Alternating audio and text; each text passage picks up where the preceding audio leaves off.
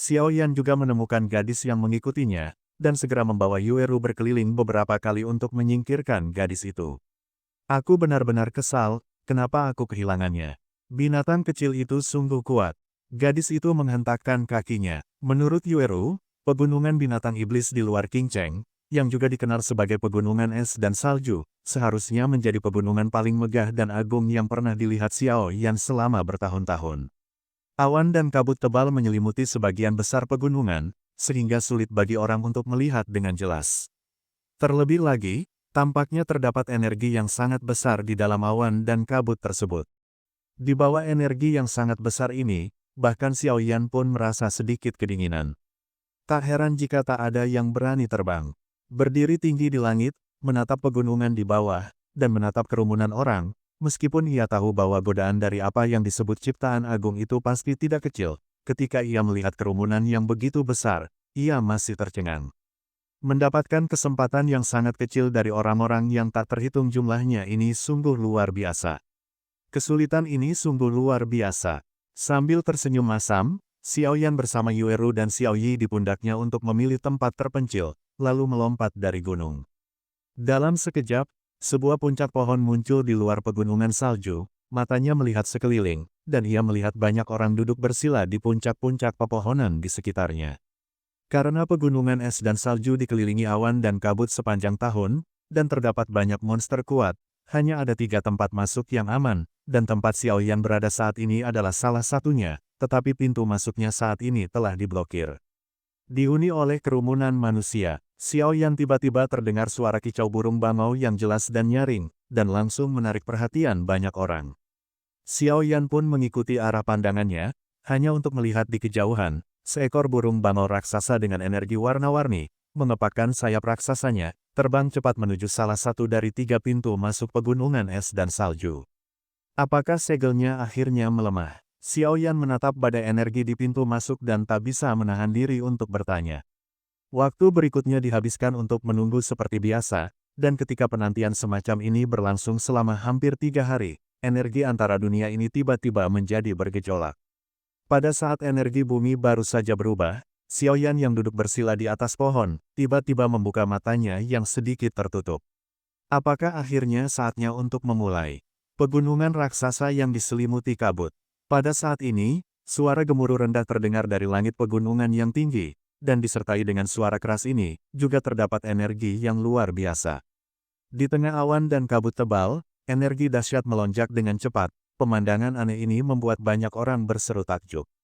Alam memang penuh keajaiban. Gelombang energi besar itu, disertai dengan gelombang yang bergelombang, setelah beberapa saat, benar-benar keluar dari awan dan kabut, dan dengan cepat menyebar, membuat takut beberapa sosok di langit dengan tergesa-gesa ke bawah, jika mereka terperangkap oleh gelombang energi yang mengerikan itu.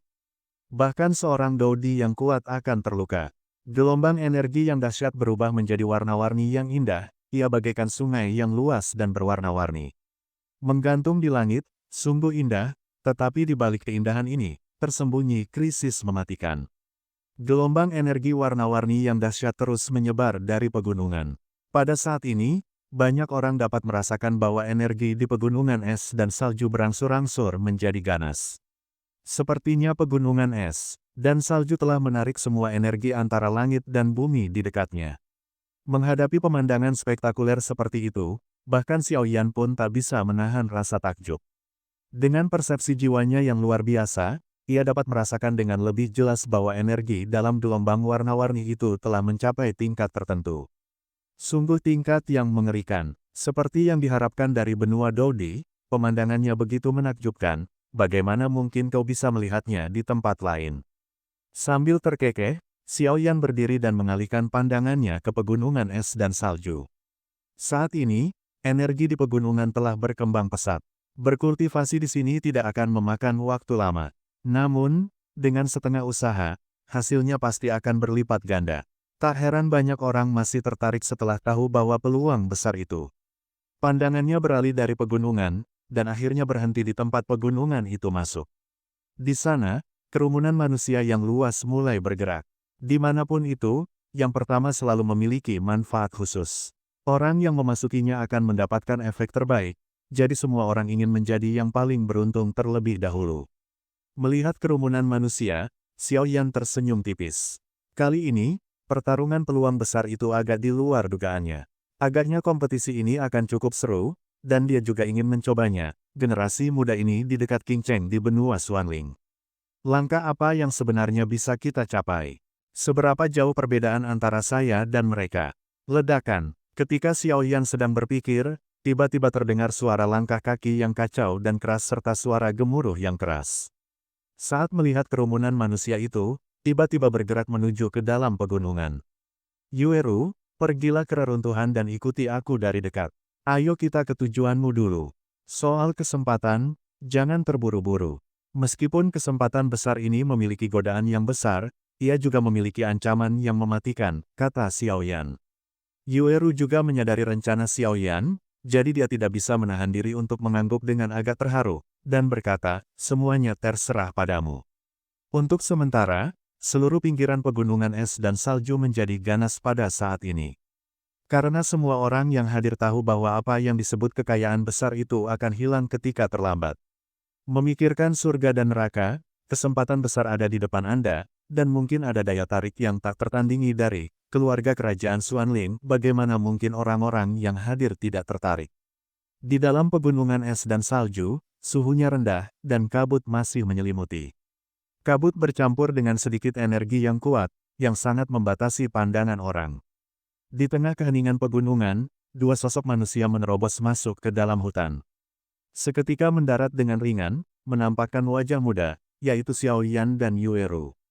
Ayo ke sini, Xiao Yan. Yueru menunjuk jalan, Xiao Yan dan Xiao Yi juga menoleh ketika mendengar kata-kata itu. Yang terpenting sekarang adalah pergi ke tempat yang Yueru katakan, dan jangan khawatirkan kesempatan besar itu. Apa yang Nona Yueru cari? Xiao Yan juga bertanya dengan rasa ingin tahu. Meskipun ayah Yueru, Yueyu, mengatakan bahwa dia sedang mencari sesuatu di reruntuhan ini, dia masih tidak tahu apa yang dicarinya. Hanya bertanya, yang kucari adalah buah hijau bulan sabit. Yueru menggertakkan giginya sedikit. Buah hijau bulan sabit, kata Xiao Yan sambil mengerutkan kening. Ayahku menghabiskan banyak uang untuk mengumpulkan informasi. Di dalam relik ini, tidak hanya terdapat peluang yang ditinggalkan oleh seorang senior, tetapi juga banyak harta karun, termasuk inti sihir tingkat kaisar yang kau butuhkan. Dan keluarga Yue saya telah mewarisi warisan dari zaman kuno. Tetapi mereka kekurangan obat penting ini. Buah hijau bulan sabit. Yueru menggigit bibirnya dan berkata kepada Xiao Yan. Meskipun ayahnya berulang kali memperingatkan untuk tidak berbicara tujuannya kepada Xiao Yan. Xiao Yan tetap menyelamatkan ayahnya, dan Yueru tidak berencana untuk menyembunyikannya dari Xiao Yan. Buah hijau bulan sabit, ini bagus sekali. Kamu tidak tahu, selain beberapa keajaiban dunia, ada juga beberapa obat khusus. Efeknya bisa menerima warisan atau menghancurkan segel. Saya menyebutnya pengenalan obat. Buah hijau sabit ini adalah hal yang baik. Buah ini melambangkan bulan. Sepertinya ada semacam latar belakang yang kuat di balik anak kecil bernama Yueru ini. Kalau tidak, warisan kuno seperti itu tidak akan menjadi miliknya. Suara Raja Naga Emas terdengar dari cincin. Setelah berjalan perlahan ke jalan setapak, ia mengikuti peta dan memasuki sebuah pegunungan. Informasi di peta menunjukkan bahwa buah hijau bulan sabit ada di sana. Gunung di hadapan mereka ada beberapa binatang buas dihabisi dalam sekejap.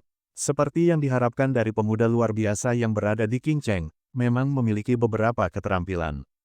Xiao Yan melirik ke depan, tertawa dalam hati, dan segera mengalihkan pandangannya ke sekeliling, alisnya berkerut. Kabut energi terlalu tebal, dan pegunungannya begitu luas, tidak mudah untuk mencapai kedalaman buah hijau bulan sabit berada. Jangan khawatir, ikuti mereka dan biarkan mereka yang memimpin. Xiao Yan juga melihat kekhawatiran Yueru, dan buru-buru berbicara untuk menghiburnya. Ya, Yueru juga tahu bahwa terlalu banyak berpikir tidak ada gunanya, jadi dia mengikuti Xiao Yan untuk bersiap menunggu kesempatan. Merasakan sedikit gerakan di belakangnya, Xiao Yan tidak menoleh. Tetapi ketika dia bergerak, dia dengan cepat berjalan menjauh dan langsung masuk ke dalam pegunungan.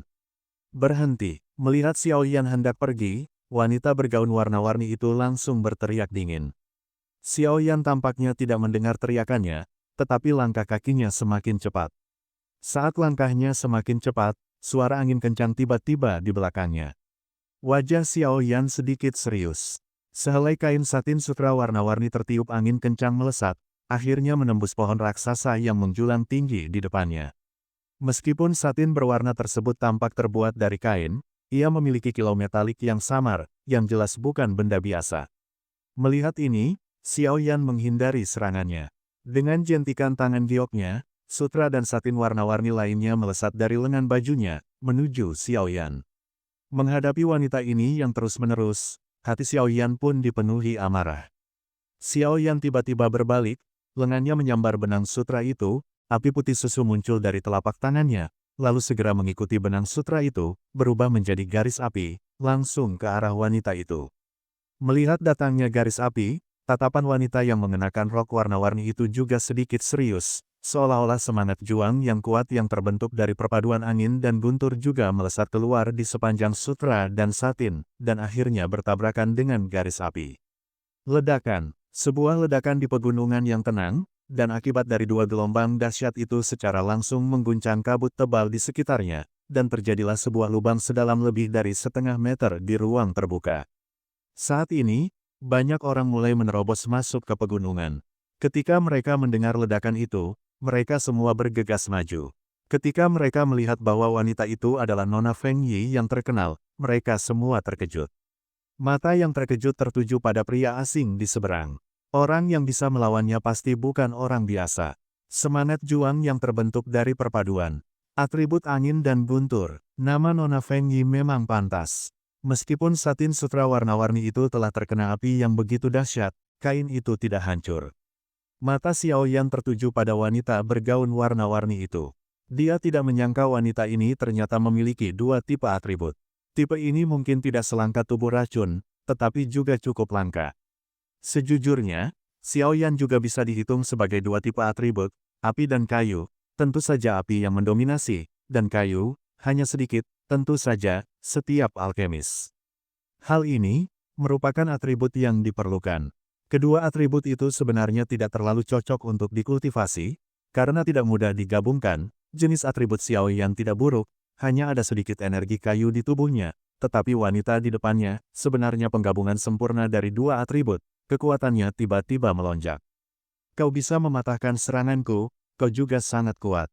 Wanita bergaun warna-warni itu menatap pemuda di depannya dengan mata indah, tiba-tiba tersenyum, lalu mengulurkan tangan putih mulusnya dan berkata lembut, "Namaku Feng Yi." Begitu kata-kata ini keluar, orang-orang di sekitar mereka terkejut. Mereka tahu betapa sombong dan angkuhnya wanita tertua kota Feng Lei di depan mereka, dan sekarang dia benar-benar mengulurkan tangan kepada seorang pria asing untuk berteman. "Halo, Xiao Yan." Xiao Yan pun mengulurkan tangannya kepada wanita di depannya. Keduanya menggenggam erat, dan senyum muncul di sudut mulutnya. Jiwa kaisar, seperti yang diharapkan, benar. Jiwa Nona Feng Yi tidak lemah. Setelah berbicara, mereka berdua melepaskan tangan mereka secara bersamaan. "Ayo pergi, Yueru." Xiao Yan lalu pergi bersama Yueru yang ada di sampingnya. Sangat sulit untuk bertemu seseorang dengan kekuatan jiwa lebih kuat daripada milikku. Namun, jika kamu ingin menjadi suamiku, kamu tidak bisa hanya memiliki jiwa yang kuat. Ikuti mereka, aku ingin melihat apa yang akan mereka lakukan jika mereka punya peluang bagus, kata wanita bergaun warna-warni itu. Tapi Nona, sebelum keluar, Tuan bilang padaku bahwa kita harus fokus pada keberuntungan. Saya akan mengatakan satu hal lagi. Ikuti mereka. Wanita bergaun warna-warni itu sedikit mengernyit.